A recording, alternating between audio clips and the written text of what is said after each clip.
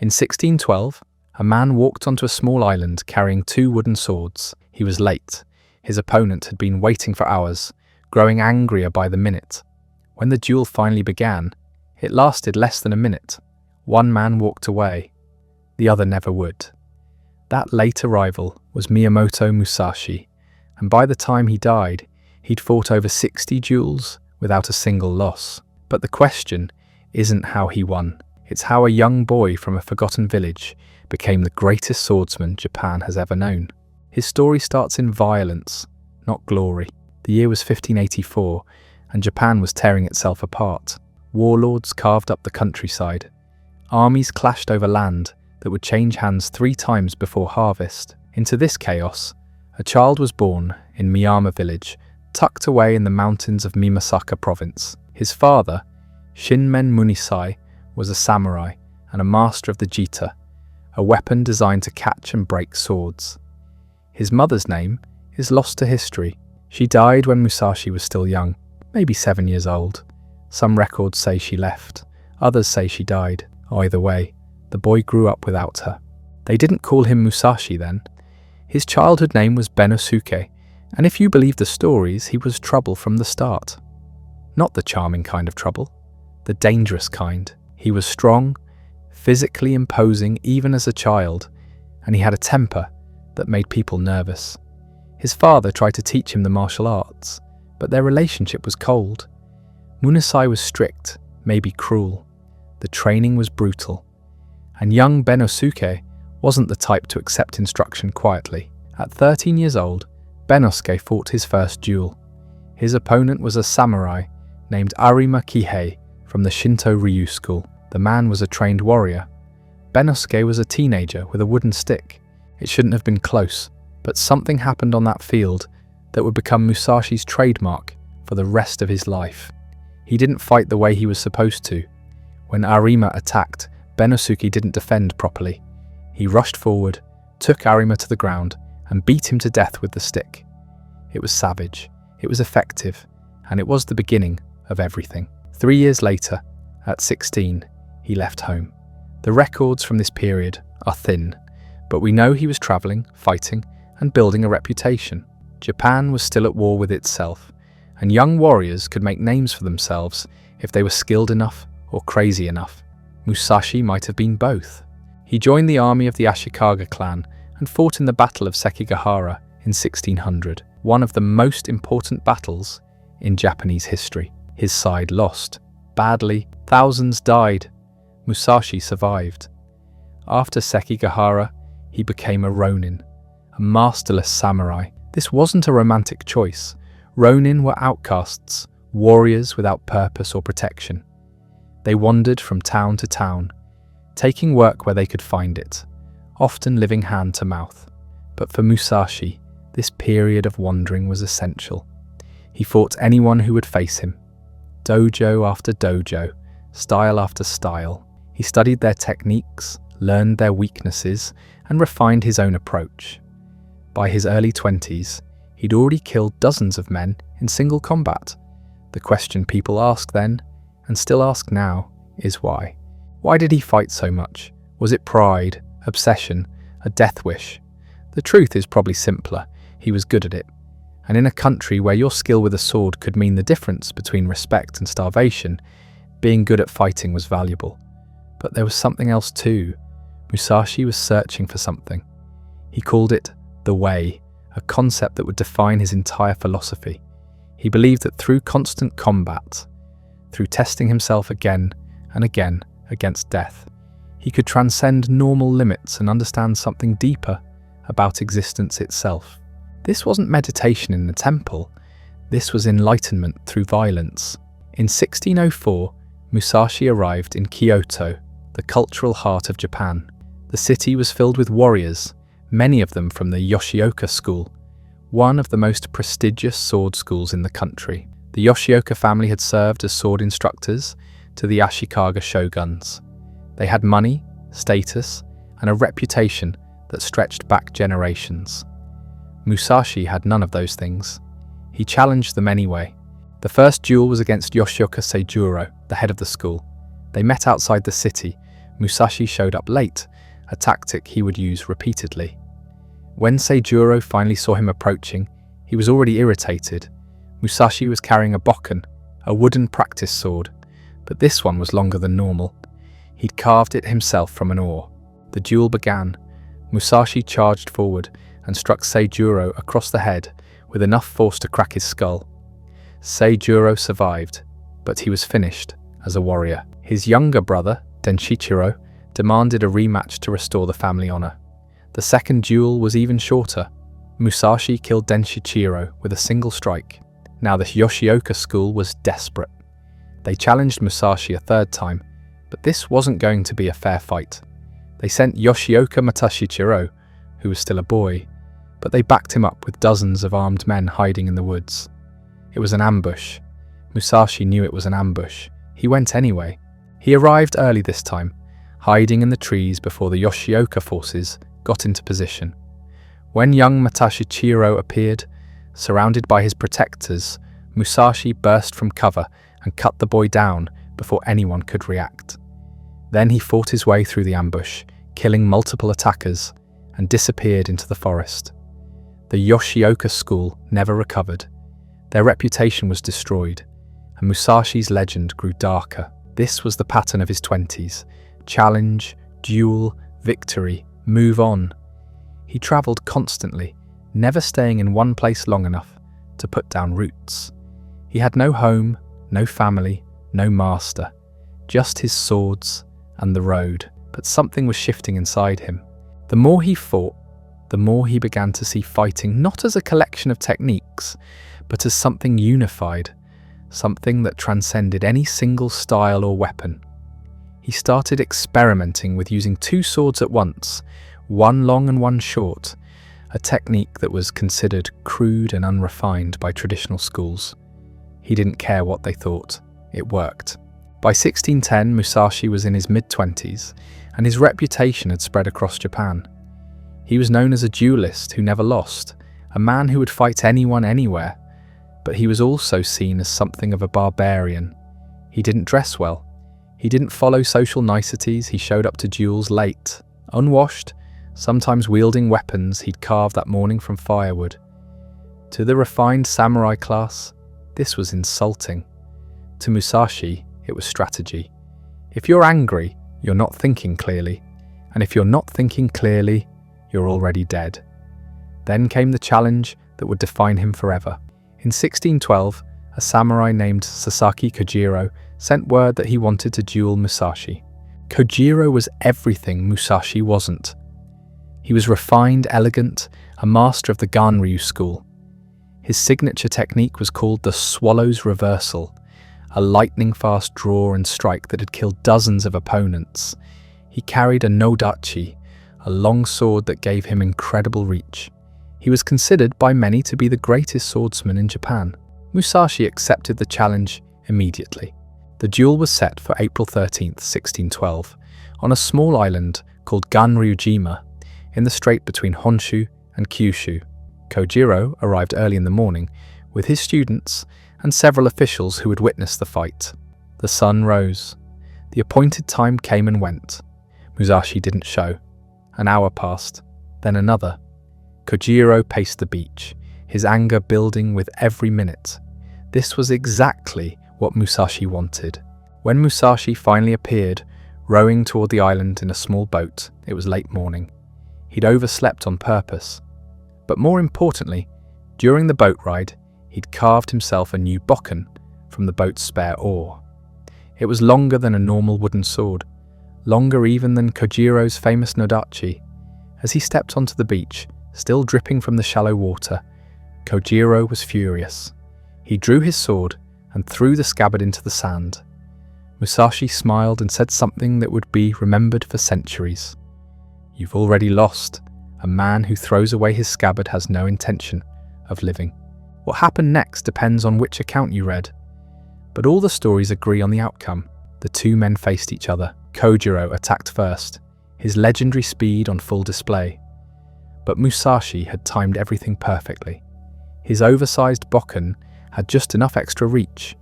As Kojiro's blade came down, Musashi's wooden sword struck him in the temple. The blow killed him instantly. Musashi didn't stay to celebrate.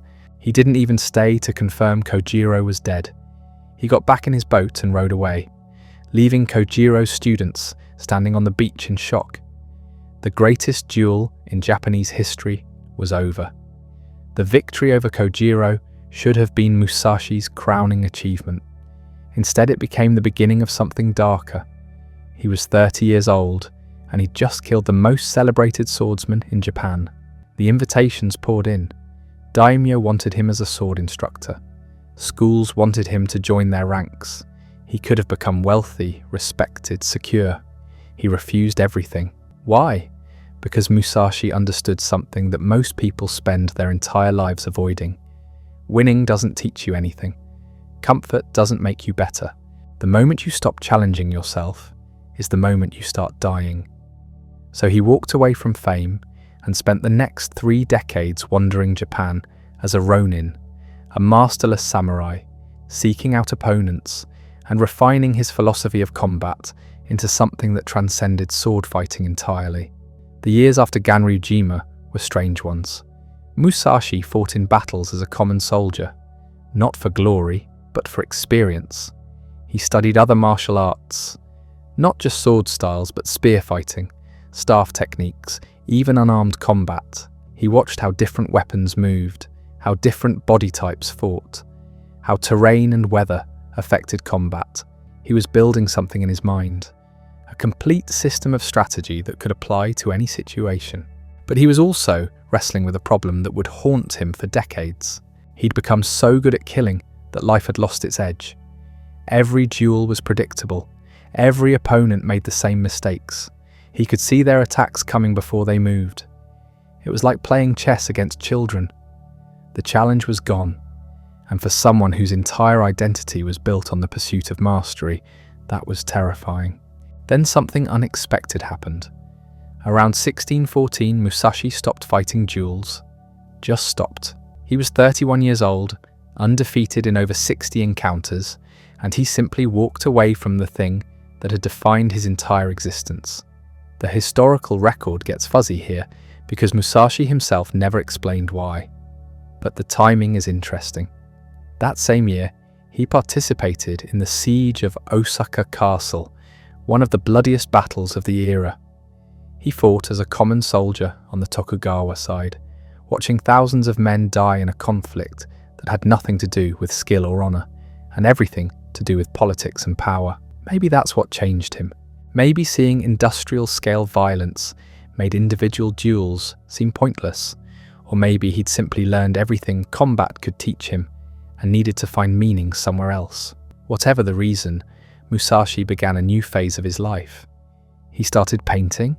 He started writing poetry. He took students not to teach them how to kill, but to teach them how to think. He developed a philosophy he called Niten Ichi-ryu, the school of two heavens as one, which wasn't really about two swords at all. It was about the unity of opposites, the idea that apparent contradictions could coexist and strengthen each other. His approach to teaching was as unconventional as his fighting style. He didn't drill students in kata, the formal patterns that traditional schools emphasized. He threw them into chaos and forced them to adapt. He'd attack them while they were eating, wake them up in the middle of the night with a wooden sword, change the rules of sparring matches without warning. His students hated it at first. Then they realized they were learning faster than anyone in the traditional schools because they were learning to think, not just to repeat. During these years, Musashi also became obsessed with what he called timing, not just the timing of a sword strike, but the rhythm of all things. He studied how people moved through markets, how conversations flowed, how weather patterns shifted. He believed that everything in the universe had a rhythm, and if you could perceive that rhythm, you could move in harmony with it, or deliberately against it to create advantage. This wasn't mysticism. It was pattern recognition at a level most people never approach. By his 40s, Musashi had become something unprecedented in Japanese culture. He was a warrior who didn't fight, a master who had no school affiliation, an artist who had never studied art, and a philosopher who had never read philosophy. He existed outside all the normal categories. The establishment didn't know what to do with him. Some saw him as a genius, others saw him as a dangerous eccentric who threatened traditional values. He didn't care either way.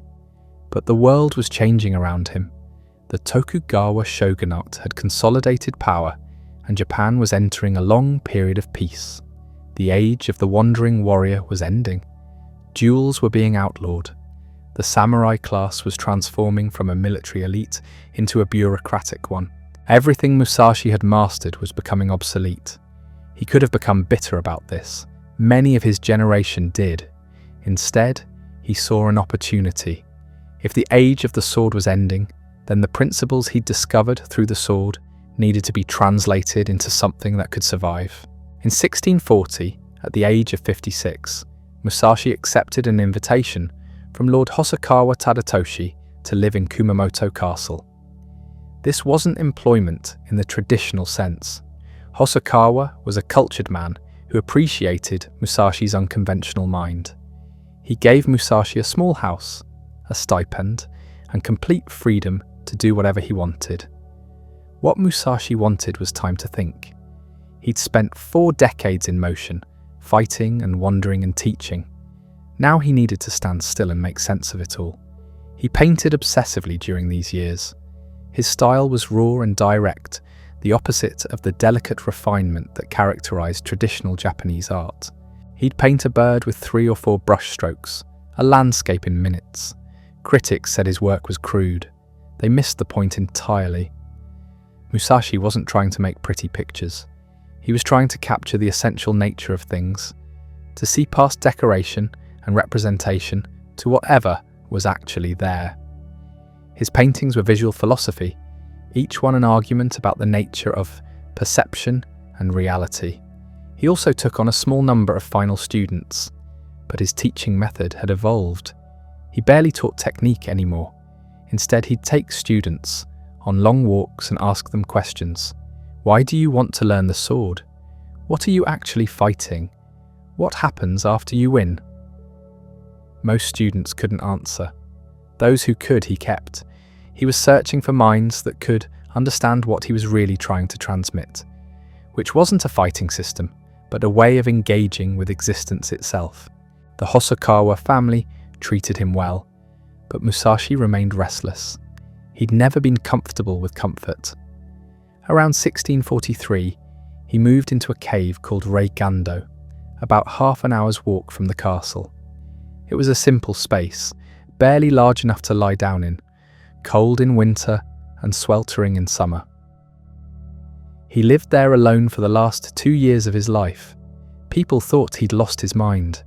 He was a famous warrior, living like a hermit in a cave.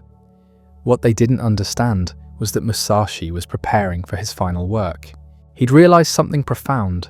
Everything he'd learned, all the principles he'd discovered through 5 decades of combat and study, would die with him unless he could write them down. But writing was the problem. How do you explain something that you learned through your body? How do you translate the feeling of perfect timing, the intuition that tells you when to strike, the wordless understanding that comes from 10,000 repetitions? Language wasn't built for this. It was built for describing things, not for transmitting direct experience. Musashi struggled with this for months. He'd write passages, then burn them. Start again. Burn again. The cave filled with failed attempts. Then something shifted.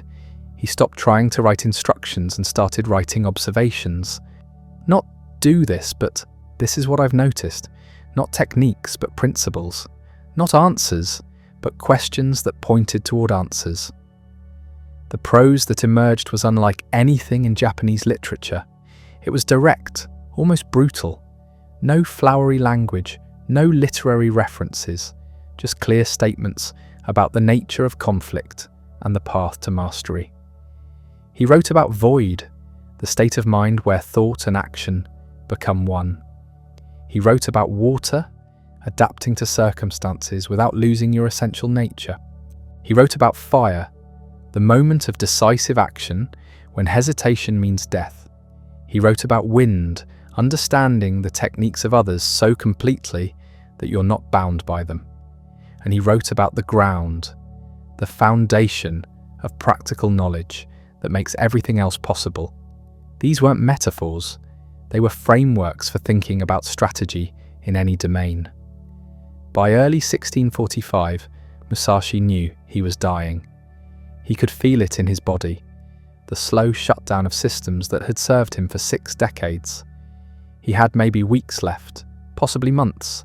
He worked faster, writing in the cold cave by firelight, racing against his own mortality. The text that emerged was called Go-Rin no Sho, the Book of 5 Rings. It was short, barely 40 pages, but every sentence was compressed experience, every paragraph the distillation of insights that had taken years to earn. On the 10th day of the 5th month of 1645, Musashi wrote the final section, the Book of Void. It was the shortest section and the most difficult. How do you write about emptiness? How do you point towards something that can't be described? He did his best, knowing it was inadequate, knowing that words would always fail, but that the attempt was still worth making. Then he set down his brush, wrapped the manuscript carefully, and gave it to his student Terao Magonojo with simple instructions. Read this. Understand it if you can. Pass it on. A week later, Miyamoto Musashi died in Reigando Cave. He was 62 years old. There was no grand funeral, no official recognition. He died as he'd lived, outside the system, answering to no one. His students buried him on the mountain. The Book of 5 Rings was copied by hand and passed among a small circle of martial artists. For decades, it remained obscure, known only to specialists. The establishment had no use for a book written by an unaffiliated ronin who'd spent his final years living in a cave, but ideas have their own timing. Nearly 400 years after Musashi's death, his book found an audience he never could have imagined. Not samurai, but business executives. Not warriors, but entrepreneurs. The Book of 5 Rings was translated into English in 1974 and became a surprise bestseller in America and Europe. Corporate strategists started studying it. MBA programs taught it. Silicon Valley founders quoted it. The text that Musashi had written as a transmission of martial philosophy was being read as a guide to competition in markets and boardrooms. This would have puzzled Musashi, but it also proves something he believed deeply. The principles of strategy don't change. The surface details shift, swords become spreadsheets, duels become deals, but the underlying dynamics of conflict and mastery remain constant.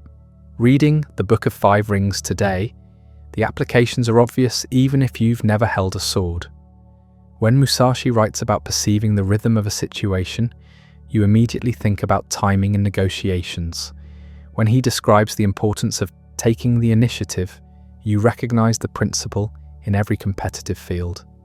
When he warns against becoming attached to a single weapon or technique, you see the danger of over-specialization. But here's what most readers miss. The Book of 5 Rings isn't really about strategy. It's about a much more fundamental question. How do you master something completely? And once you've mastered it, what do you do with that mastery? Musashi's answer, embedded in every section, is that mastery isn't a destination, it's a practice. You don't master the sword and then stop. You master the sword and then discover that mastery itself is a discipline that extends into every area of life. This is why the book divides into 5 elements, 5 approaches to understanding combat. Water adapts to any container. Fire consumes everything in its path. Wind represents tradition, the accumulated techniques of schools and styles. Void is the space where intuition operates, beyond technique, beyond thought. Each book was meant to be studied in sequence, but Musashi knew they'd eventually merge. The water principle would inform your understanding of fire. The fire principle would illuminate the way of wind. And all of it, if properly absorbed, would lead you toward void, toward the state where you act without thinking, because the thinking has already been done thousands of times until it's become part of your nervous system. He'd experienced this state himself. The moment in his duel with Kojiro, when time seemed to slow, when his body moved before his conscious mind registered the opening. That wasn't magic. That was 10,000 hours of practice compressed into a single instant. The body remembering what the mind had forgotten. Modern neuroscience has confirmed what Musashi intuited. When you practice something repeatedly, you literally rewire your brain. Neural pathways strengthen. Actions that once required conscious effort become automatic. This is why professional athletes can execute complex movements in fractions of a second. Their brains have offloaded the processing from the slow, deliberate prefrontal cortex to the fast, automatic basal ganglia. Musashi understood this without fMRI, machines or cognitive psychology textbooks. He'd felt it happen in his own development, the gradual transition from thinking about each technique to simply performing it, from analysing opponents to reading them, from fighting to flowing. But here's where it gets interesting. Most people who achieve mastery in one domain never transfer it to another. The concert pianist remains terrible at public speaking. The chess grandmaster can't manage their finances. The Olympic athlete struggles to maintain relationships. Musashi refused to accept these boundaries. If you truly understood the principles underlying one form of mastery, shouldn't you be able to apply them anywhere? He tested this hypothesis himself. He became accomplished at calligraphy despite no formal training. He learned to paint well enough that his works were valued by collectors. He wrote poetry. He crafted sword guards. Each was a laboratory for the same question. Do the principles transfer? They did. The discipline that let him perfect his sword technique also allowed him to control a brush. The awareness he'd developed in combat translated to the composition of a painting. The timing he'd mastered in duels applied to the rhythm of poetry. This is the secret hidden in the Book of Five Rings. Musashi isn't just teaching swordsmanship. He's teaching a method for achieving mastery in any field. The sword is simply the most obvious example because the consequences of failure are so immediate. Consider his advice about weapons. He tells students to become familiar with every weapon, to understand the advantages and limitations of each, not because you'll use them all in combat, but because understanding multiple tools deepens your understanding of each individual tool. Apply this to anything. A writer who only reads fiction misses the precision of technical writing. A programmer who only knows one language can't see the deeper patterns that transcend syntax. A musician who only plays classical can't access the improvisational freedom of jazz. Breadth enables depth.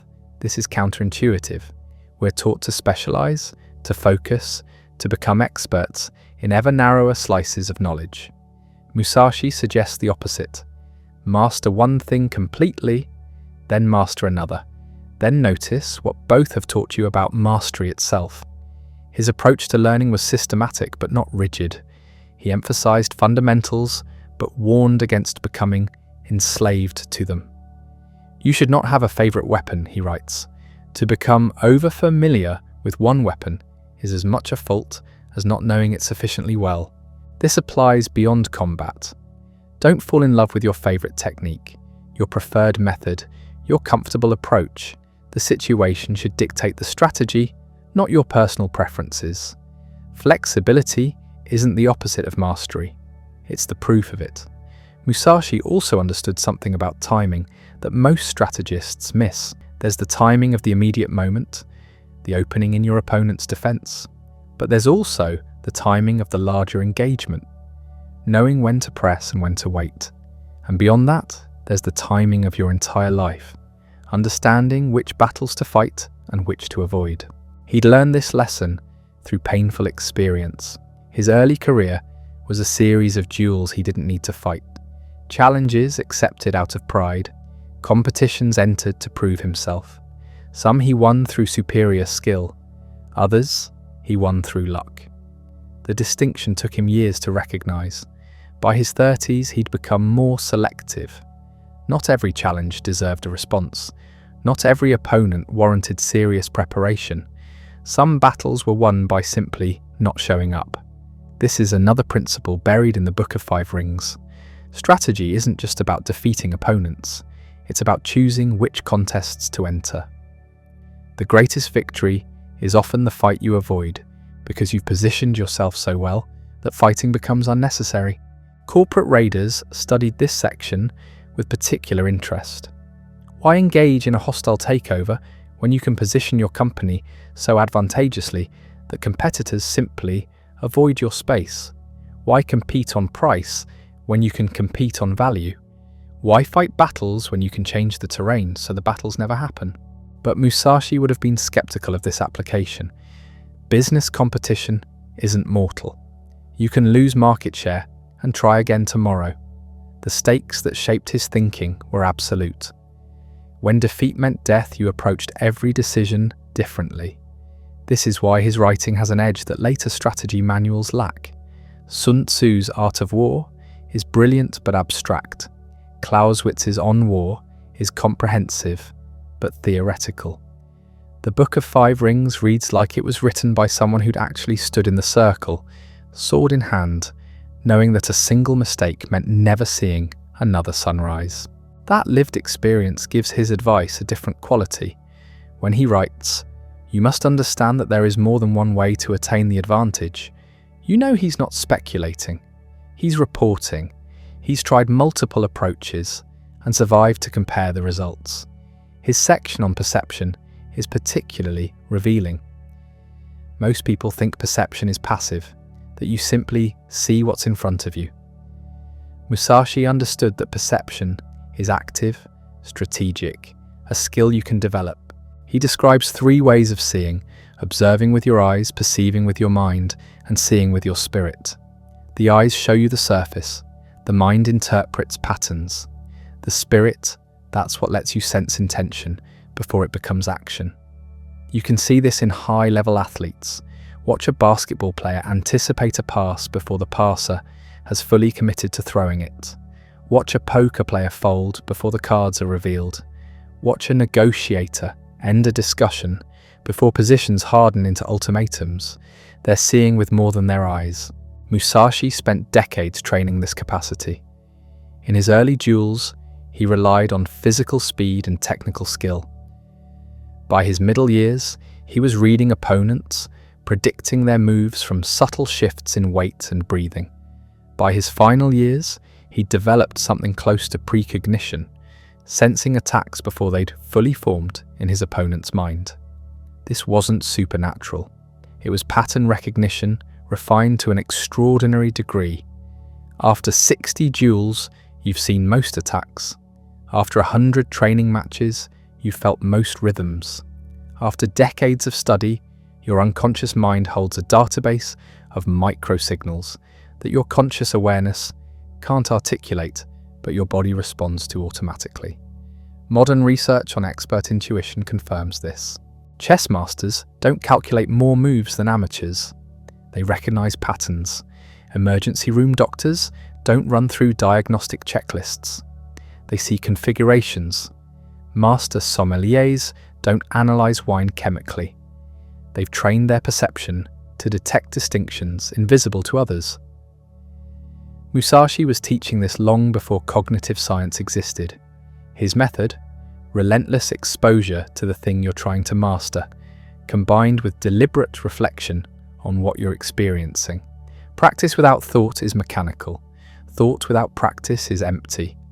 Combine them and something else emerges. He called this knowing the times, not just timing in combat, but understanding the rhythm of circumstances, feeling when conditions are ripe for action and when they favor patience. The best investors have this sense. They can't always explain why they're buying or selling, but their track record proves they're sensing something real. The best leaders have it too. They know when their organization is ready for change, and when pushing would shatter morale. It's not mystical, it's accumulated pattern recognition operating below the threshold of conscious articulation. But here's where Musashi parts company with most modern thinking about expertise. We tend to believe that once you've mastered something, you've arrived. You're done. You can now execute at a high level reliably. Musashi rejected this completely.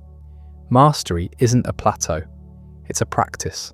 The moment you think you've mastered something is the moment you stop improving, and the moment you stop improving is the moment you start declining. He never stopped training. Even in his 60s, living in that cave, he was still refining his technique. Not because he needed to defeat opponents. There were no more opponents, but because the practice itself had become the point. This is what most readers of the Book of Five Rings miss. They're looking for tactics, techniques, competitive advantages.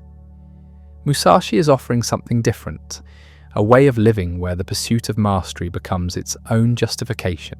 You don't train to win duels. You win duels because you train. The training is primary. The victories are secondary. This inverts the usual understanding of achievement, where we pursue excellence as a means to an end. Success, recognition, wealth, security. Musashi suggests that excellence pursued for its own sake is the end. Everything else is byproduct.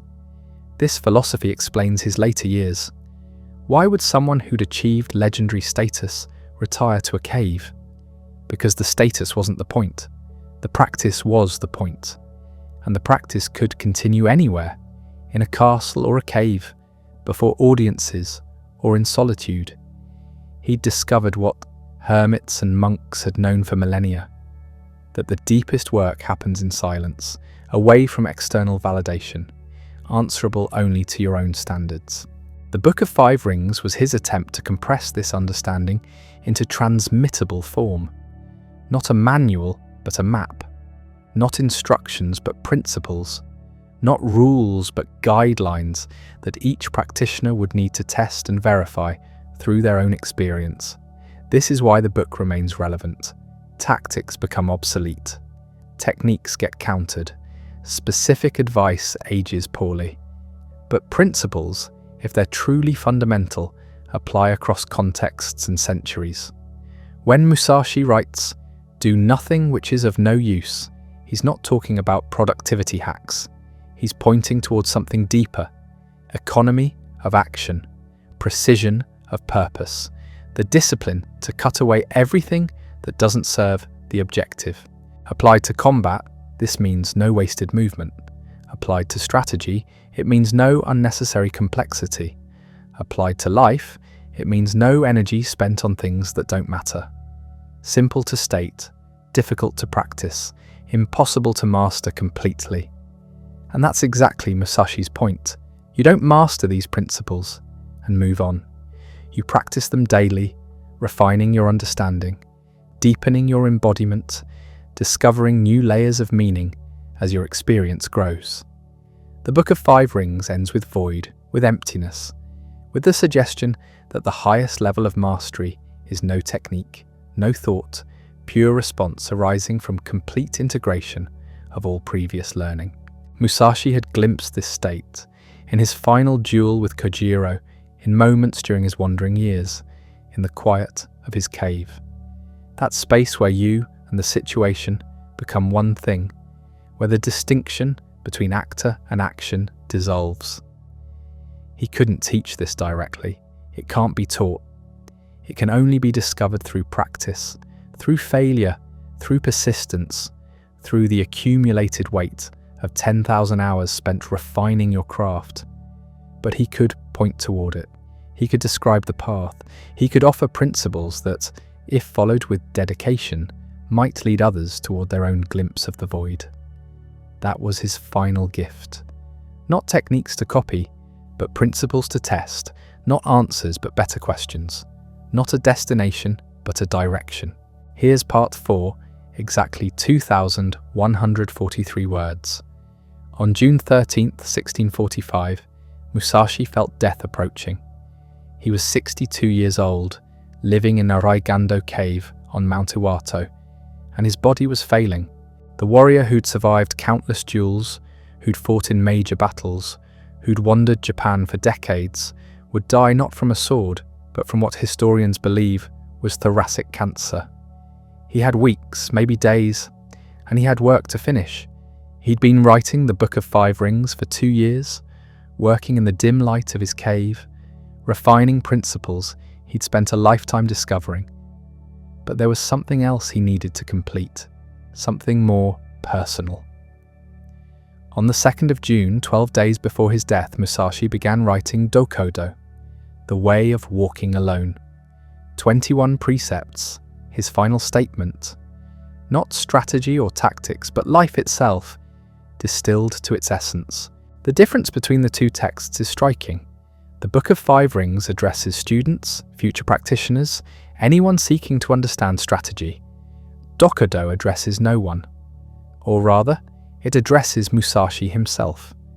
These are the principles he'd actually lived by, the internal rules that had guided his choices when no one was watching. Consider the opening precept. Accept everything, just the way it is, not as advice but as description. This was how Musashi had moved through the world. When his mother died in childbirth, when his father disowned him, when he killed his first man at 13, when fame found him, when isolation claimed him, he accepted each reality and worked within it. The second precept reveals more. Do not seek pleasure for its own sake. Here's the aesthetic warrior making his final statement about desire. He'd owned nothing, lived in caves, refused positions at court, not from asceticism, but from clarity. Pleasure, pursued for itself, becomes a chain. You spend your life serving it rather than your purpose. The third cuts deeper. Do not, under any circumstances, depend on a partial feeling. Musashi had learned this through blood. Duels where hesitation meant death. Battles where incomplete commitment meant disaster. You don't half decide, then act. You decide completely, or you don't decide at all. Partial feeling is the mind at war with itself, and a divided mind cannot respond to reality as it unfolds. Fourth, think lightly of yourself and deeply of the world. The inverse of how most people operate. We think deeply about ourselves, our problems, our desires, our fears, and lightly of everything else. Musashi had discovered the opposite works better. Hold yourself loosely. Take the world seriously. Your self-importance isn't important. Your response to what's happening is. Fifth, be detached from desire your whole life long. Not the same as the pleasure precept. This goes further. Desire itself, wanting things to be different than they are, creates suffering and clouds perception. You can't see clearly when you're desperate for a specific outcome. Musashi had tested this in situations where clarity meant survival. Detachment isn't coldness, it's precision. The precepts continue, each one a window into how Musashi actually thought. Do not regret what you have done. Because regret is desire pointed backward, wishing the past were different, wasting energy that could address the present. Never be jealous, because jealousy is comparing yourself to others rather than to your own potential. Never let yourself be saddened by a separation, because attachment to specific forms, specific people, specific situations makes you fragile when reality inevitably changes. Resentment and complaint are appropriate neither for oneself nor others. This one's brutal. No resentment, no complaint, ever, about anything. Imagine actually living this way. Someone wrongs you, accept it and respond appropriately, without resentment. Life deals you hardship, face it without complaint. Not as moral virtue, but as practical strategy. Resentment and complaint consume energy that could solve problems. Do not let yourself be guided by the feeling of lust or love. Musashi had apparently never married, never had children, never formed the attachments most people consider essential to a meaningful life. Was he damaged, repressed, or had he discovered something about the relationship between attachment and freedom that most people never test? The historical record offers hints. Musashi had relationships, friendships, students he cared about deeply, but he never let those relationships dictate his path. When it was time to leave, he left. When it was time to be alone, he was alone. The feeling of love, powerful as it is, couldn't override his sense of what he needed to do. In all things, have no preferences. This precept sounds impossible until you understand what Musashi means.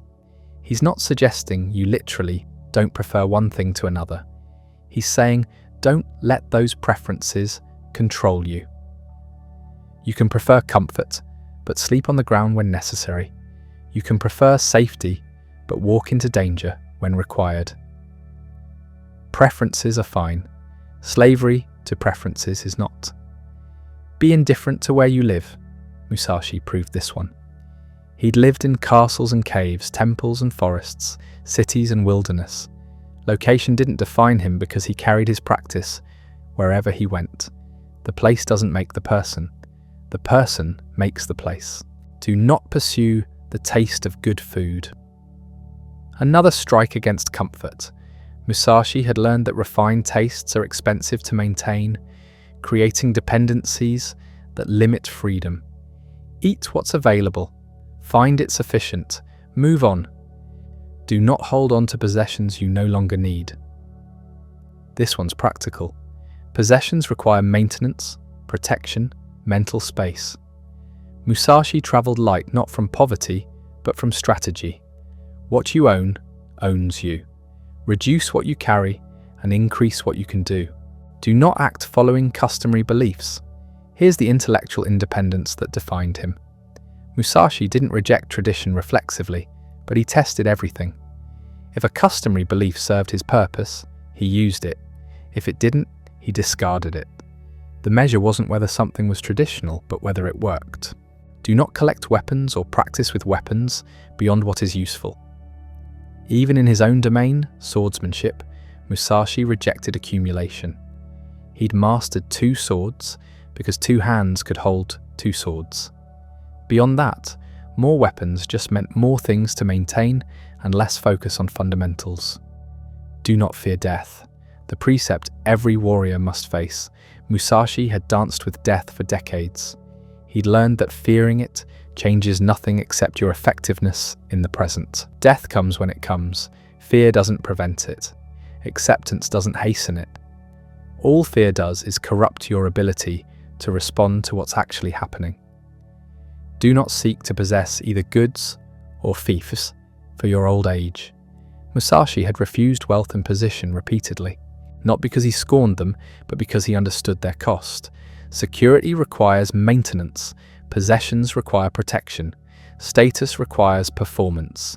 He chose freedom over security, even knowing it meant dying in a cave rather than a palace. Respect Buddha and the gods without counting on their help. This precept reveals Musashi's relationship with the sacred. He wasn't an atheist. He respected religious traditions, studied Buddhist texts, probably practiced forms of meditation. But he didn't depend on supernatural intervention. Whatever happened, he would handle it. The gods might exist, they might not help. Act accordingly. You may abandon your own body, but you must preserve your honor. Honor for Musashi wasn't reputation.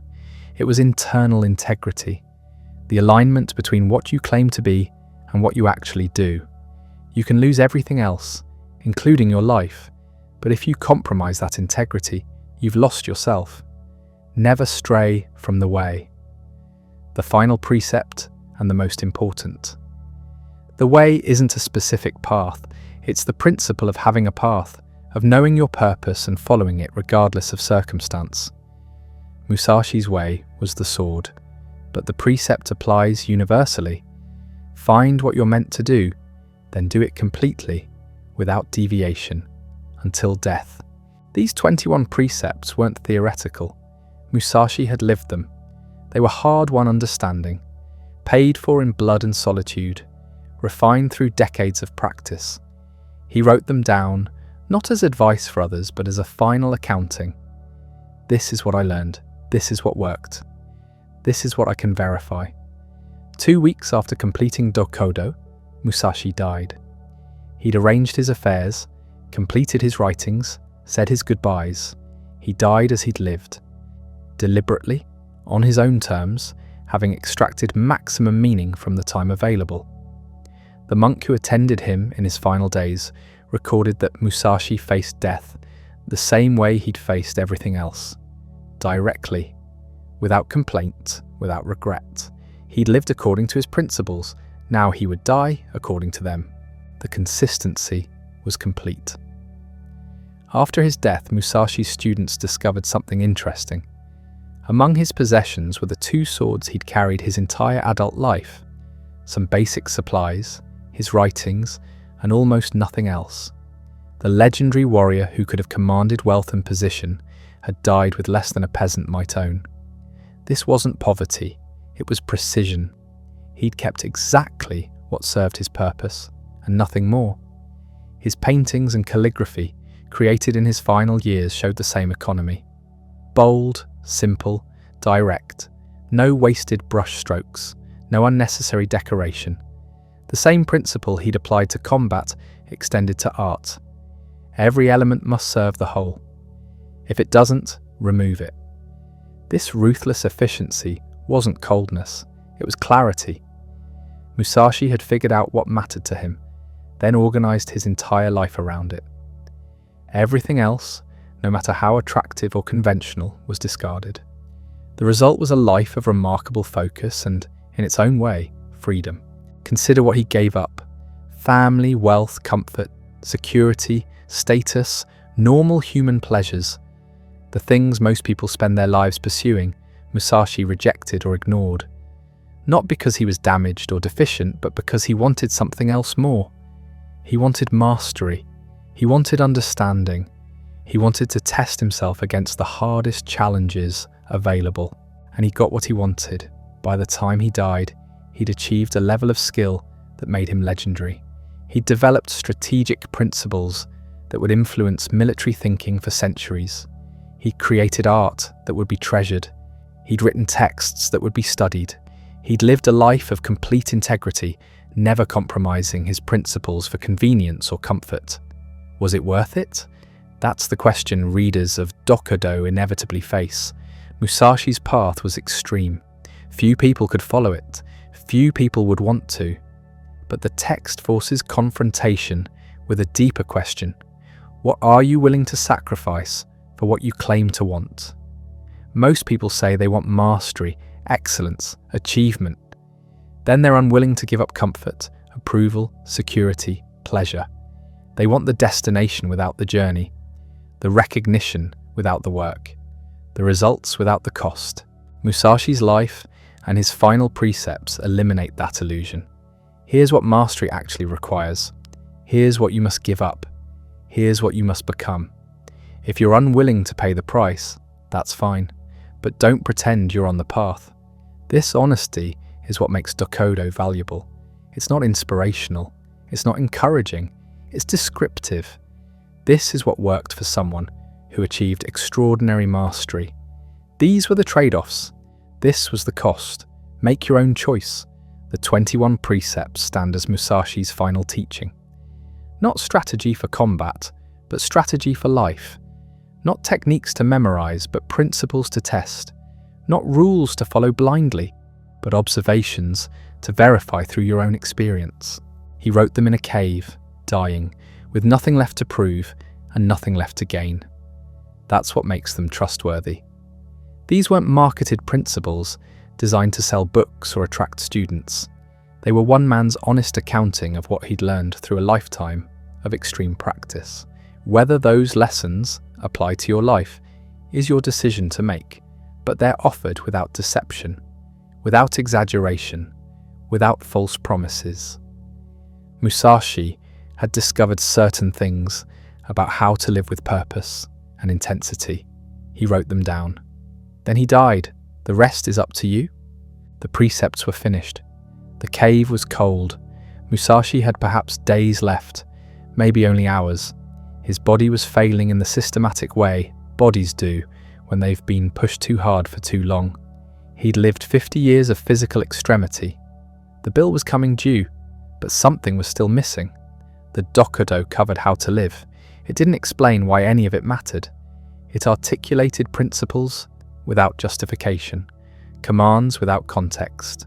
For a man who'd spent his life seeking understanding, that incompleteness must have gnawed at him. So he wrote one more thing. The Book of Five Rings had been completed a year earlier, but even that massive work hadn't said everything. It focused on strategy, on combat, on winning. What it didn't address was the deeper question. What is the purpose of mastery itself? Why pursue perfection in anything? Musashi's answer came in fragments, scattered through his writings, but clearest in a short text called Dokkodo. It's less famous than the Five Rings or Dokkodo. Most people have never heard of it, but it contains something the other works don't, an explanation of what Musashi believed he'd discovered through 5 decades of practice. The core insight was simple but radical. The way of strategy is the way of nature. Not nature as in trees and mountains, nature as in the fundamental structure of reality. The principles that govern combat, Musashi believed, were the same principles that govern everything else.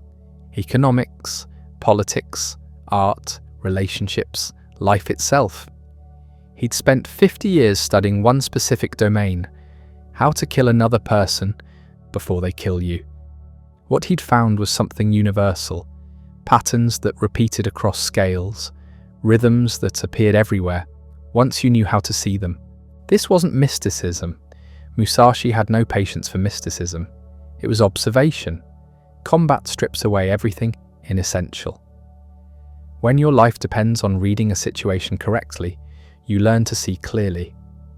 No comforting illusions, no wishful thinking, just what actually works versus what you wish would work. That forced clarity, Musashi discovered, revealed truths that applied far beyond the duel. Timing, rhythm, distance, initiative, pressure, adaptation. These weren't just combat concepts, they were fundamental principles of how things work. A merchant negotiating a deal used the same timing principles as a swordsman. A politician managing rivals faced the same strategic challenges as a warrior managing opponents. The surface differences masked deep similarities. Most people never notice these patterns. They treat each domain as completely separate. Business skills don't transfer to personal relationships. Athletic training doesn't inform creative work. Combat wisdom has nothing to say about daily life. Musashi thought this was backwards. The patterns were there. People just weren't looking. He'd looked. For 50 years, he'd looked at one thing with total attention. And what he'd found in that narrow focus was something wide. A lens that brought the whole world into sharper view. This explains why the Book of Five Rings, ostensibly about sword fighting, became required reading for business executives 4 centuries later. The specific techniques were obsolete. No one in a boardroom needs to know how to execute a proper overhead cut. But the principles underneath those techniques, those were still relevant, still true, still useful. The way to discover what's true, Musashi believed, was through practice. Not thinking about practice, not reading about practice, actual practice. Repeated, intense, honest practice where you can't lie to yourself about results. This was his epistemology, his theory of knowledge. Want to understand something? Do it. Do it until you're good. Do it until you're excellent. Do it until the principles reveal themselves through your hands and body and instinct. Then write down what you learned. The modern world has mostly abandoned this approach. We prefer abstract reasoning, expert opinion, theoretical frameworks. We want to understand things without doing them. Musashi would have found this absurd. How can you understand combat without fighting? How can you understand strategy without testing it? How can you understand anything without direct engagement? You can't. You can have ideas about it, theories, models, but understanding requires participation. This insistence on practice over theory explains Musashi's contempt for flowery technique. The martial arts schools of his era were full of elaborate forms, secret traditions, mystical teachings. Musashi dismissed all of it. Does it work in a real fight? That was his only question. If yes, keep it. If no, discard it. Doesn't matter how traditional it is. Doesn't matter how beautiful it looks. Doesn't matter what ancient master invented it. Does it work? The most important word in that question is real. A real fight. Not a demonstration. Not a controlled match between fellow students who pull their strikes. A fight where someone's actually trying to kill you and you're trying to kill them first. That was the test. Everything else was performance. This criterion brutally simplified things. 90% of what the martial arts schools taught failed the reality test. It worked in the dojo. It worked when everyone followed the rules. It fell apart the moment chaos entered. Musashi kept only what survived contact with chaos. The result was a style that looked crude to experts. Too simple. Too direct. Not enough sophistication. He didn't care. Sophisticated techniques that get you killed are worse than simple techniques that work. This principle extended beyond combat. In every field, Musashi observed, there's a gap between what practitioners think matters and what actually matters. The gap gets filled with tradition, complexity, insider knowledge, and elaborate technique. All of it designed to make practitioners feel skilled and outsiders feel excluded. Strip it away. Most of it's dead weight. What remains after you strip away the dead weight? That's the real discipline. That's what Musashi was after. Not mastery of sword fighting, mastery of reality. Understanding how things actually work beneath the surface level where most people operate. This is why his writings feel alien to modern readers. We're used to experts who make things more complicated. Musashi made things simpler. Not easier, simpler. There's a massive difference. Easy means requiring less effort. Simple means stripped of unnecessary elements. Musashi's way was brutally simple and brutally hard. Do the thing. Pay attention. Notice what works. Keep only that. Repeat for 50 years. The method sounds obvious when stated that way.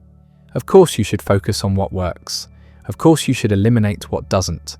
Everyone knows that. Except they don't do it. They keep the traditions. They maintain the complexity. They preserve the techniques that feel good to practice, even when those techniques fail under pressure. Why? Because simple is terrifying. If you strip away everything unnecessary, you're left with what's actually required.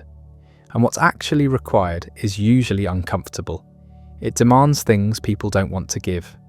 Musashi gave those things. That's what separated him from everyone else. Not talent, not some inborn genius. The willingness to eliminate everything that didn't serve his purpose, no matter how attractive or conventional it seemed. This returns us to the Dokkodo. Those 21 precepts weren't arbitrary preferences. They were the distilled result of 50 years of ruthless elimination. Musashi had identified what got in the way of clear seeing and effective action. Then he removed it from his life. All of it. What was left was the precepts, instructions for how to live if you want to see clearly and act effectively. Not how to be happy, not how to be fulfilled, not how to have a rich, meaningful existence by conventional measures. How to achieve mastery in your chosen domain. That's all. That's enough. The question modern readers face, is that enough? For Musashi, it was. He died satisfied. His final writings convey no regret, no sense that he'd missed out on something important. He'd done what he set out to do. He'd understood what he wanted to understand. He'd mastered what he wanted to master. Mission accomplished. But Musashi was unusual. Most people want more than mastery. They want connection, pleasure, comfort, security, recognition. They want the things Musashi explicitly rejected. There's nothing wrong with wanting those things. But you can't have everything. Resources are finite, time is finite, attention is finite, energy is finite. You must choose. This is the real teaching of Musashi's life. Not specific techniques, not even specific principles. The necessity of choice and the courage to accept consequences. He chose mastery. He accepted the cost. The cost was everything else. Was it worth it? Only Musashi could answer that. But he did answer it. In his final days in that cave, he wrote down what he'd learned. He created art. He refined his strategy. He prepared his final teachings. Then he died. No apparent regrets. No reaching for what he'd given up. No wishing he'd chosen differently. That's worth examining. How many people reach the end satisfied? How many feel they pursued the right thing, paid the right price, achieved what they set out to achieve? Not many. Most people die with the sense they missed something, didn't quite do what they meant to do, got distracted, compromised, settled. Let circumstances dictate choices instead of making choices deliberately. Musashi didn't have that problem. He knew what he wanted. He organized his entire life around getting it. He eliminated everything that interfered. The result was a life of remarkable coherence. Everything pointed the same direction. Everything served the same purpose. Nothing was wasted. This kind of focus is almost extinct in the modern world. We're encouraged to be well-rounded, to have diverse interests, to maintain balance, to avoid extremes. All of that is code for don't commit too hard to any one thing. Keep your options open. Stay flexible. Musashi would have found this approach contemptible. Not because there's anything wrong with having multiple interests, but because mastery requires imbalance, requires extreme commitment, requires giving up options and flexibility and balance. You cannot master something while keeping one foot out the door. The Dokkodo makes this explicit. Accept everything just the way it is. Never seek pleasure for its own sake. Do not hold on to possessions you no longer need. These aren't suggestions. They're requirements, prerequisites for the kind of focus mastery demands. If you're constantly fighting reality, you're wasting energy. If you're chasing pleasure, you're distracted. If you're cluttered with unnecessary possessions, you're burdened. All of that is drag, weight that slows you down. Musashi eliminated it. What he was left with was a life most people would find unbearable, lonely, harsh, stripped of everything that makes existence comfortable. But also a life of perfect clarity, no confusion about what mattered, no internal conflict between competing values, no energy wasted on things that didn't serve the purpose, just the practice, day after day, year after year, until the practice revealed everything it had to teach. This is what the Dokkodo offers. Not a path to happiness, not a guide to fulfillment, a technical manual for a specific outcome. If you want what Musashi wanted, here's how to get it. The cost is listed clearly. The method is described precisely. The results are documented. Take it or leave it. Musashi didn't care either way. He was done teaching, done proving himself, done with everything. He'd said what he had to say. The cave was cold, his body was failing. Whatever happened next was no longer his concern. He'd completed the work. That was enough. The question most people ask about Musashi misses the point entirely. They want to know if his approach works in modern life. If you can apply his principles while holding a job, maintaining relationships, participating in society. The answer is no. Not because the principles don't work, because you're not willing to pay what they cost. Musashi's method requires eliminating everything that doesn't serve your purpose. Everything. Your purpose becomes the organizing principle of your entire existence. Everything else gets cut away. Most people can't do this. They have obligations, families, jobs, social expectations, responsibilities that can't be abandoned without causing harm to others. Fine. Then you're not Musashi. You're someone else living a different kind of life, pursuing different goals, using different methods. Nothing wrong with that. But stop pretending you can have it both ways. Stop trying to extract Musashi's results while rejecting his methods. Stop looking for shortcuts around the fundamental requirements. The requirements haven't changed. Focus demands sacrifice. Mastery requires imbalance. Excellence costs everything you're not willing to give up. You want mastery? Cut away everything that interferes. You want to keep those things? Then you don't want mastery badly enough. Simple math. The equation balances or it doesn't. Musashi balanced it. Most people won't. That's the whole story. But here's what gets missed in all the discussion about whether Musashi was right or wrong, whether his approach was healthy or pathological, whether his achievements justified his choices. He didn't care about any of that. He wasn't trying to be right, wasn't trying to be healthy, wasn't trying to justify anything. He was trying to master the sword. Everything else was irrelevant. This kind of single-mindedness terrifies people. It should. It's dangerous. Not physically dangerous, though Musashi was certainly that. Dangerous to the comfortable lies we tell ourselves. The lie that you can have everything. The lie that you don't have to choose. The lie that you can pursue excellence without giving up anything important. The lie that balance is possible when you're trying to reach the absolute limit of human capability in any domain. Musashi's life destroys those lies just by existing.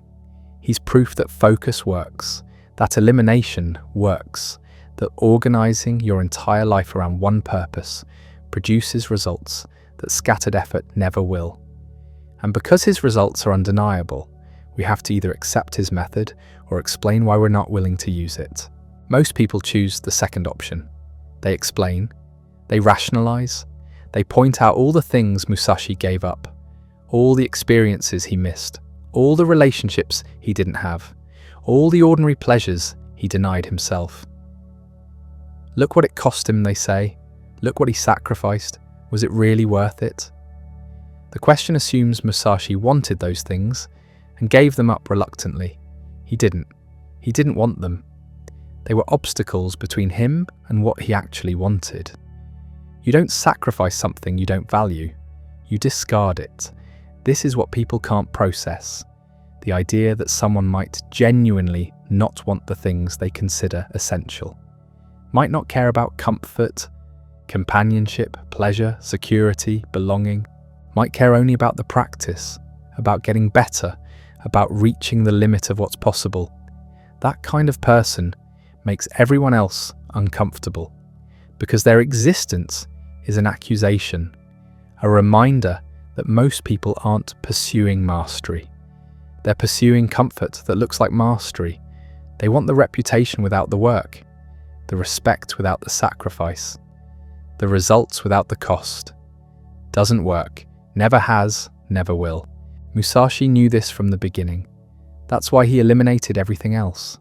Not because he was damaged or broken or traumatized into it, because he looked at what mastery required and decided it was worth paying for.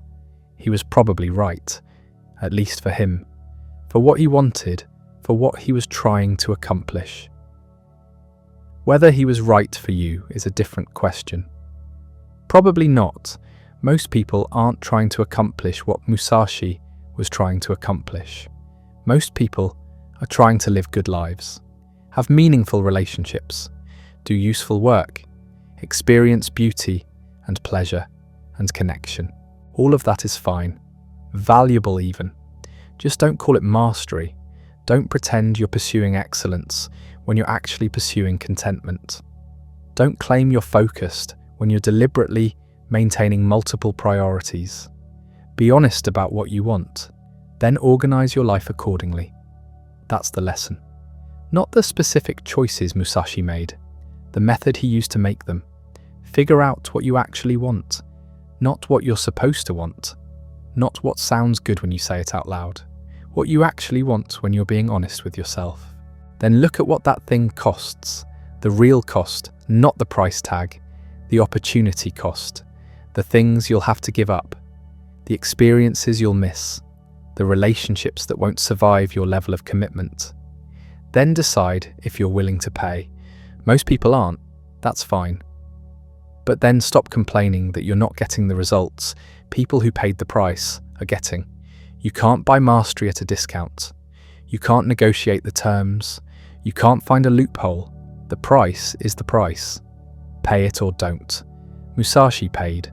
That's why he's remembered 400 years later. That's why people still study his work. That's why his name still means something. Not because he was the greatest swordsman who ever lived. Maybe he was, maybe he wasn't. No way to prove it now. but because he demonstrated what total commitment looks like, what focus actually requires, what you have to eliminate to achieve excellence.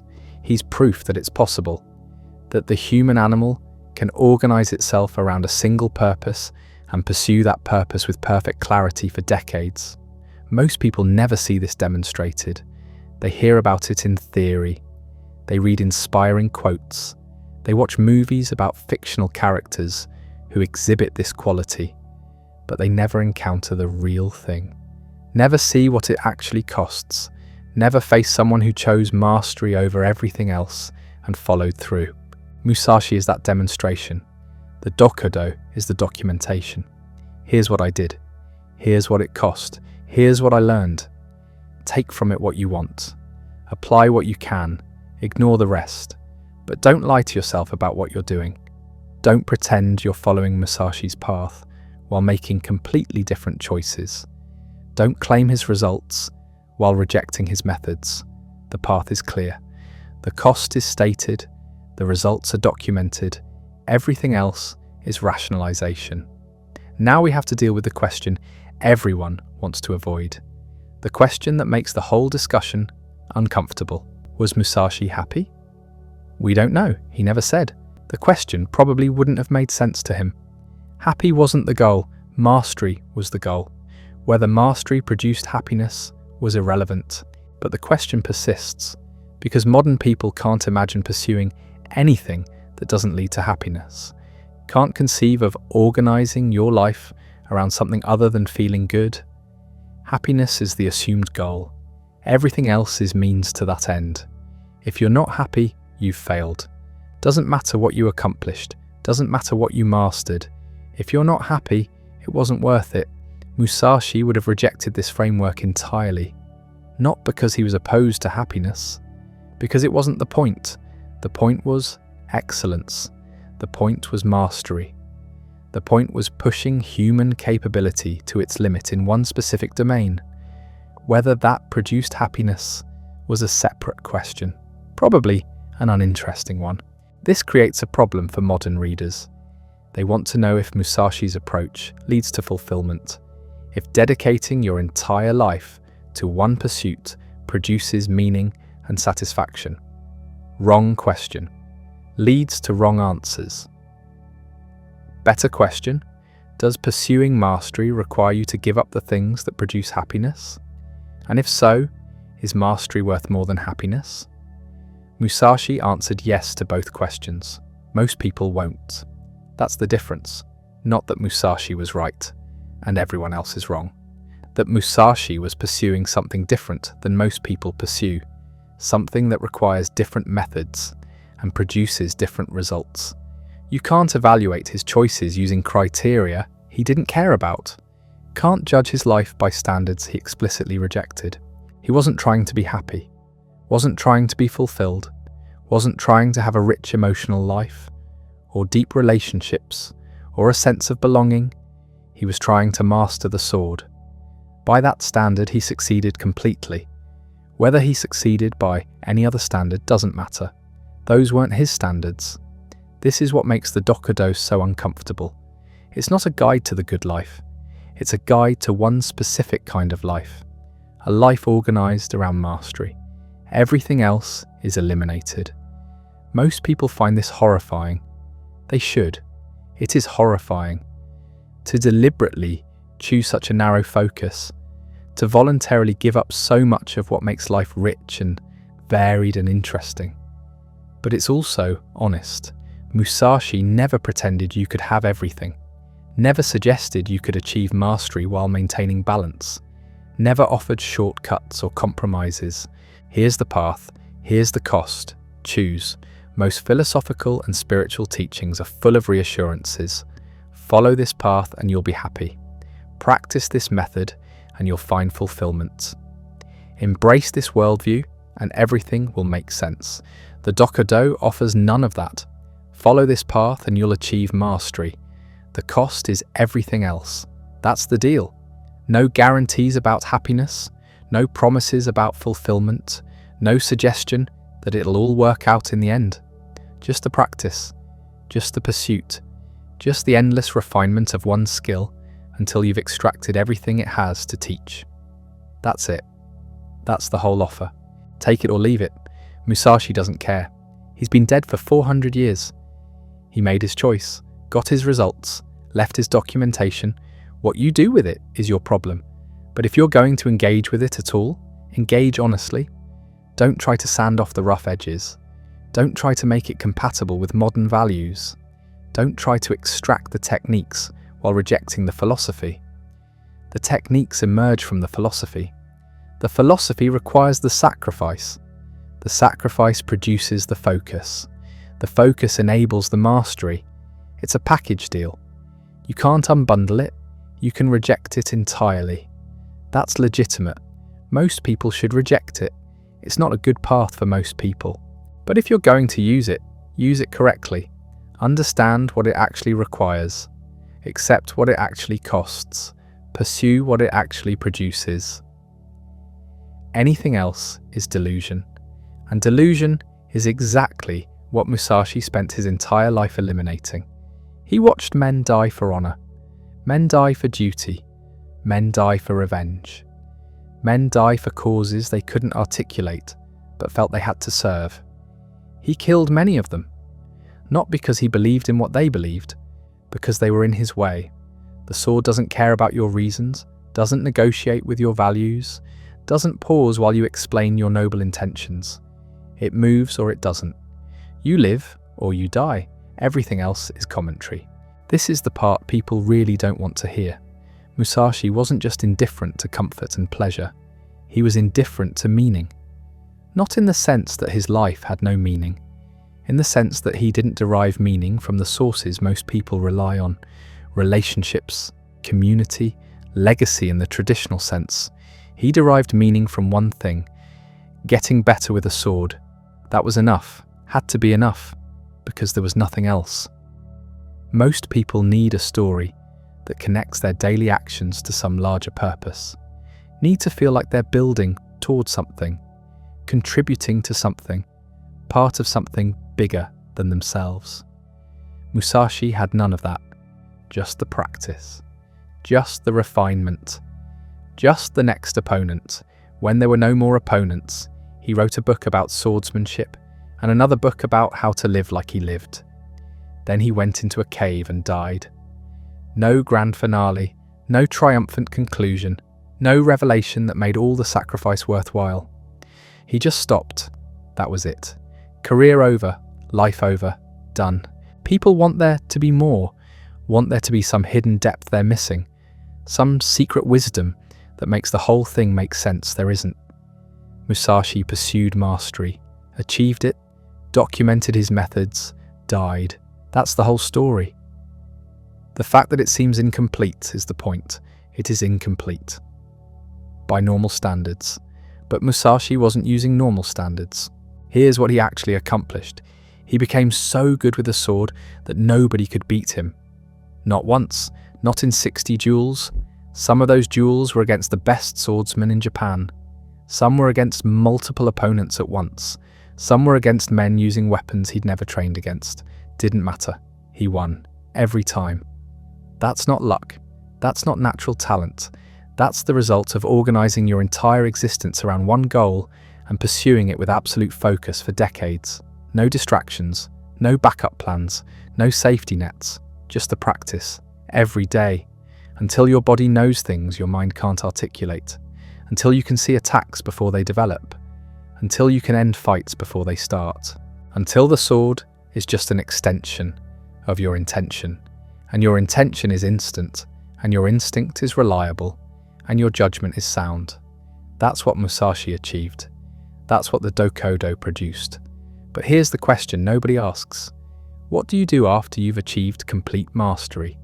After you've beaten everyone there is to beat? After there's nobody left to test you? After you've extracted everything the art has to teach? What then? Musashi's answer was surprising. He turned to art, started painting, started writing poetry, started doing calligraphy, all things he'd never seriously practiced before. All things that had nothing to do with killing people. Why? Not because he got soft, not because he had a change of heart, because mastery of the sword had taught him how to pursue mastery in general. The principles transferred, the focus transferred, the methodology transferred. He applied to brush what he'd learned from blade. Same approach, same discipline, same relentless refinement. Different medium, same method. This is what people miss about the Dokkodo. It's not actually about swords. The sword is just the vehicle. The real subject is focus, how to develop it, how to maintain it, how to apply it, how to live a life where focus is the organizing principle and everything else is subordinate. The sword just happens to be particularly good for teaching this, because mistakes are immediately obvious, because improvement is measurable, because you can't fake competence, because the feedback is honest, but the lessons apply everywhere. Take the first precept again. Accept everything just the way it is. This isn't mysticism, it's realism. If you're in a sword fight and your opponent is faster than you expected, you can't pause the fight to complain about unfairness. You have to deal with the reality in front of you, right now, with the skills you actually have, not the skills you wish you had, not the situation you wish you were in, the situation you're actually in. Most people spend enormous energy resisting reality, wishing things were different, complaining about how they should be. Musashi considered this insane. Reality doesn't negotiate, doesn't care about your preferences, doesn't adjust to accommodate your feelings. It just is. You deal with it or it deals with you. That's the choice. Everything else is delusion. Or look at the second precept. Do not seek pleasure for its own sake. Why not? Because pleasure is a trap. Not because it's wrong, because it's distracting. Every moment spent pursuing pleasure is a moment not spent pursuing mastery. Every decision made because it feels good is a decision not made because it advances your purpose. Pleasure isn't evil, it's just expensive. Costs time, costs focus, costs progress. Musashi looked at that trade and decided it wasn't worth it. Most people make the opposite decision. Neither decision is objectively correct, but the decisions produce different results. Musashi's decision produced 60 undefeated duels. The opposite decision produces something else, something most people prefer, something Musashi didn't want. This is the core insight. The Dokkodo isn't offering a better life, it's offering a different life, one organized around a different priority. Most people prioritize happiness, or fulfillment, or relationships, or experiences, or security, or status. Musashi prioritized competence. Everything else was secondary, not because he thought competence was objectively more important, because that's what he wanted. That's what he chose. That's what he built his life around. The modern world is allergic to this kind of thinking. We're supposed to believe we can have everything, can achieve mastery while maintaining balance, can pursue excellence while staying well-rounded, can push boundaries while playing it safe, can commit completely while keeping our options open. Musashi would call this nonsense. You can't have everything. Nobody can. Every choice closes doors. Every commitment excludes alternatives. Every hour spent doing one thing is an hour not spent doing something else. This is just math, just reality, just the way time works.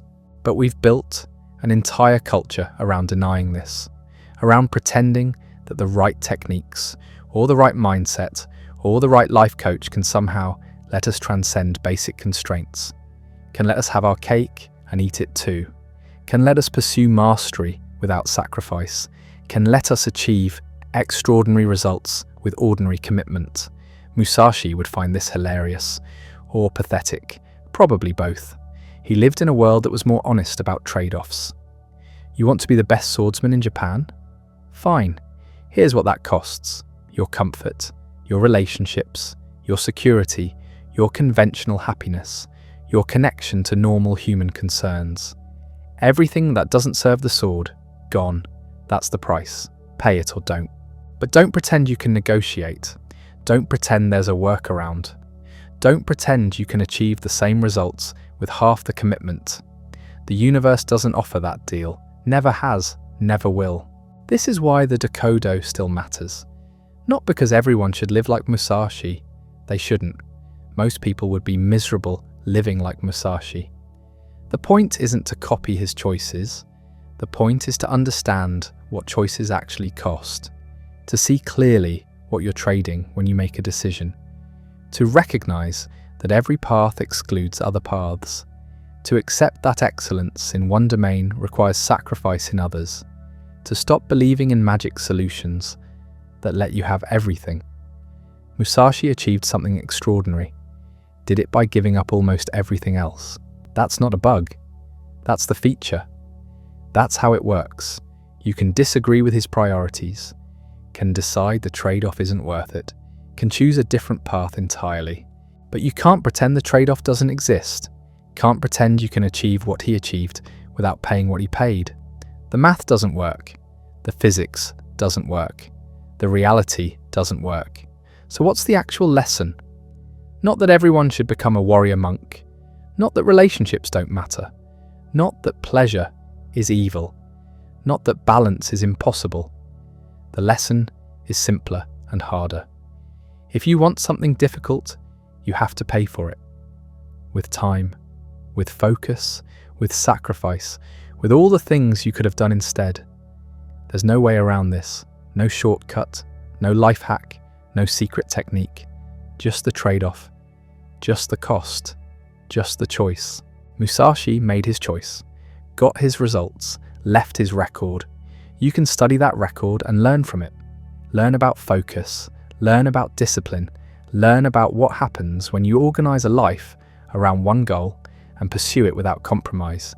But you have to be honest about what you're learning, about what it actually required, about what it actually produced, about what it actually cost.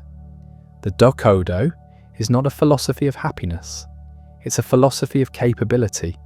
It doesn't promise you'll enjoy the journey. It promises you'll get good at what you practice. That's it. That's the whole deal.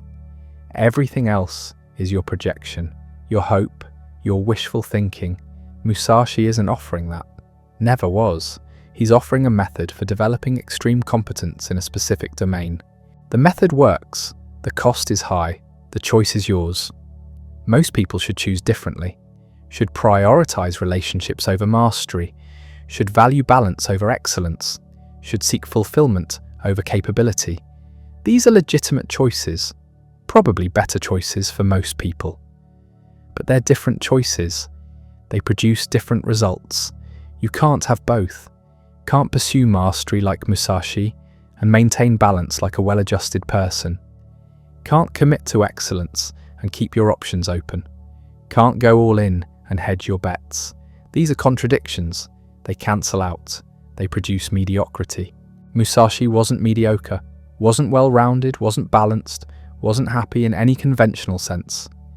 He was extraordinary at one thing, terrible at most other things, made peace with that trade-off, built a life around it, succeeded by his own standards, failed by almost everyone else's standards, didn't care. That's the whole story. That's the whole teaching. That's the whole point. You're reading this 400 years later, in a completely different world, with completely different constraints and completely different options. The specifics of Musashi's life don't apply, can't apply, shouldn't apply, but the principle applies. The trade-off applies, the choice applies, the cost applies. Figure out what you actually want, not what you're supposed to want. Not what sounds good when you describe it to others, what you actually want. Then look at what that actually costs. Then decide if you're willing to pay it. Most people aren't. That's fine, that's normal, that's probably wise, but be honest about it. Don't pretend you're pursuing mastery when you're actually pursuing comfort. Don't pretend you're committed to excellence when you're actually committed to keeping your options open. Don't pretend you're following the path when you're actually just reading about the path while doing something completely different. Musashi followed the path, paid the cost, got the results, left the documentation. 4 centuries later, people are still reading it, still arguing about it, still trying to figure out what it means. Here's what it means. Focus works. Sacrifice produces results. Trade-offs are real. Excellence is expensive. Mastery requires giving up everything else. That's it. That's the whole teaching. Everything else is commentary. The cave was dark, the body was failing. The work was done. Musashi had written his final words. 21 precepts that stripped life down to its skeleton. A book about strategy that became a book about everything. And now there was nothing left to do but wait for death to finish what time had started. He didn't write a conclusion to the Dokkodo, didn't summarize the main points, didn't offer final wisdom. Just stated the precepts and stopped. That's fitting. The whole point was elimination. Why add unnecessary words at the end? But we're still here, 400 years later, still trying to figure out what to do with this strange, uncomfortable, brutally honest document. Still asking whether it applies to us. Still wondering if we should try to live this way. Here's the answer. You already know if this applies to you. You knew within the first 5 precepts. Either something in you recognized the truth of it, felt the pull of that kind of focus, understood why someone would choose this path, or you didn't. And if you didn't, that's fine. That's normal. That's most people. The Dokkodo isn't trying to convince you, isn't trying to recruit you, isn't trying to prove that Musashi's way is better than your way. It's just documentation. Here's what worked for someone who achieved extraordinary mastery. Here's what it cost. Here's what it produced. Take from it what serves you. Ignore the rest. But don't lie about what you're taking. Don't extract the techniques while rejecting the philosophy. Don't admire the results while refusing the methods. Don't praise the focus while maintaining the distractions. The package comes whole, or not at all. Most self-help teaches you how to get what you want while keeping what you have. How to improve without changing. How to grow without sacrifice. Comfortable lies that sell because people want to believe them. Musashi offers the opposite. Here's what you have to give up. Here's what you have to become. Here's what it costs. No sugarcoating, no false promises, no pretense that you can have everything. That's why the Dokkodo endures. Not because everyone wants to live that way, because it's honest about what living that way requires. And in a world drowning in comfortable lies, that kind of honesty is rare enough to be valuable. You're not going to live like Musashi, neither am I. Neither is anyone reading this. We have different lives, different priorities, different constraints, different goals. We're not trying to become the greatest swordsman in Japan. We're trying to do good work, maintain relationships, pay bills, find meaning, stay sane. All of that is legitimate. All of that matters. None of it requires the extremity Musashi embraced. But here's what we can take.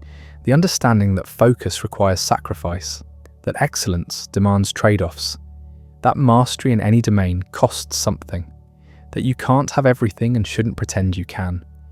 We can take the discipline to identify what actually matters, to distinguish between what we say we want and what we're actually willing to work for, to recognize when we're lying to ourselves about our priorities.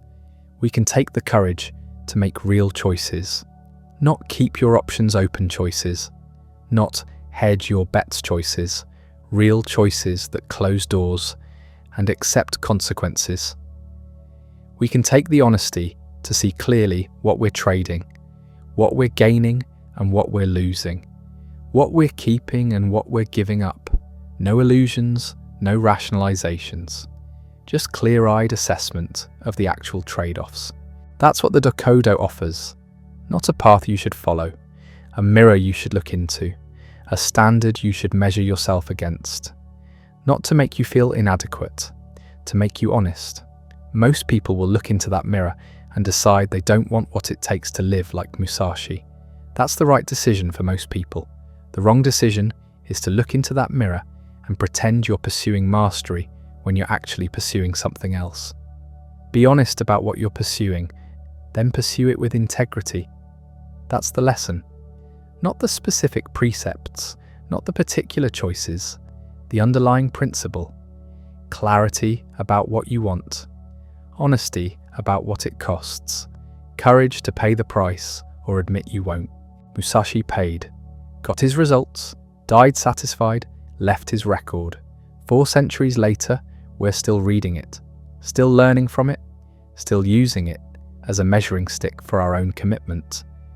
Not because we should all become warrior monks, because we should all be honest about whether we're actually committed to the things we claim are important, whether we're willing to sacrifice for them, whether we're organized around them or just talking about them. The Dokkodo forces that question. Doesn't answer it for you, just forces you to face it honestly. That's uncomfortable. That's valuable. That's why it still matters. You've read this far. You've spent time with these precepts. You've considered what they mean and whether they apply. Now you have to decide what to do with them. You can dismiss them entirely. Decide that Musashi was an extremist whose approach has nothing to teach people living normal lives. That's legitimate, probably wise for most readers. You can extract principles without copying practices. Take the idea of focus without the specific sacrifices. Use the emphasis on clarity without the total elimination. Adapt rather than adopt.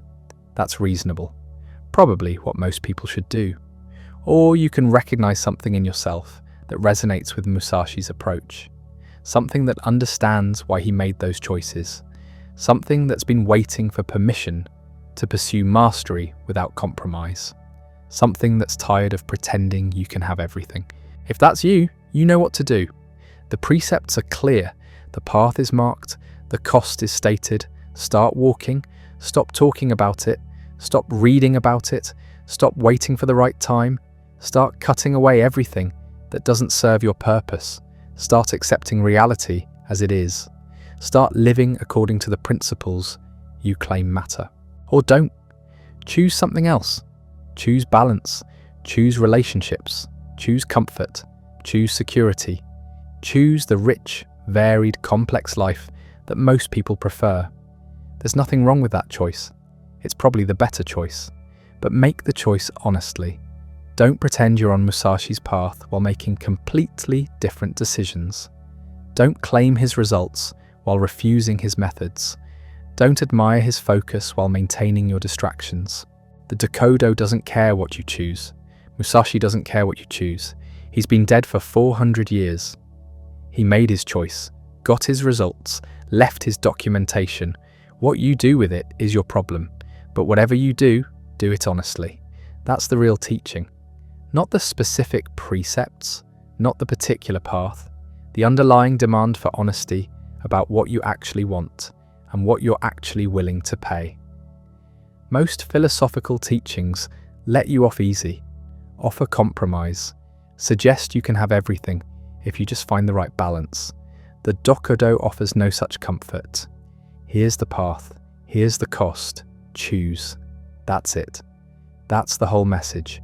Everything else is your resistance to hearing it. Musashi wrote 21 precepts, died 2 weeks later. Never explained them, never justified them, never defended them, just stated them and left. That's the correct ending. No grand conclusion, no final wisdom, no reassurance that it all makes sense. Just the precepts, just the documentation, just the record. You've read them now. You understand what they require. You know what they cost. You know what they produce. Everything after this is decision, your decision. Not about whether Musashi was right, about whether you're willing to pay what focus costs, about whether mastery matters more than everything else, about whether you're committed to the thing you claim is important. The answer is probably no. For most people, it should be no. The cost is too high, the sacrifice too great, the path too narrow. But maybe you're different. Maybe something in you recognized the truth of these precepts. Maybe you've been waiting for permission to pursue mastery without compromise. Maybe you're tired of pretending you can have everything. If so, you know what to do. The precepts are clear, the path is marked, the cost is stated. Stop reading, start walking.